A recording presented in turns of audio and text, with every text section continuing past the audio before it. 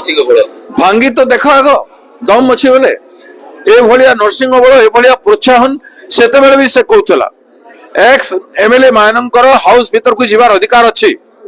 से ही समय से ही प्रोवोकेट करथिला हिंसात्मक कथा कहवाई किसी पिला हमर जो हिंसात्मक कथा कहथिले से समय नरसिंह बल ही प्रोवोकेटिव वर्ड्स कहथिला से समय रे अरे एक्स एमएलए माने हाउस भीतर को जाई परबेनी एमएलए मान को देखा करबा पई ए देखिए ताको पे हम पई 144 करबो लोकंकर स्वाधीनता को एपटे कला दिवस मनौछि इमरजेंसी को नहीं कि भारतीय जनता पार्टी और भारतीय जनता पार्टी गोटे पुलिस को एते बल दे दैछि जे खुला दार रे आपण मान के सामने रे टीवी कैमरा सामने रे तार चारियाडे वायरल हेछि से कहउछे गोड़ भांगी के आना मु आपन को अवार्ड देबी मु तुमन को अवार्ड देबी एक पैर ले लो फिर देख लेंगे कितना पैर किसका जाता है कहां साहस रे ए भलिया तोषा मोदी आसे याकु तो मुख्यमंत्री कहिबे नहीं बीजेपी गोटे बहुत बड़ा समर्थक होइथिबो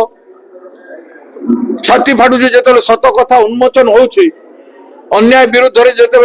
धर्म कथा सत्य कथा कांग्रेस पार्टी कहूची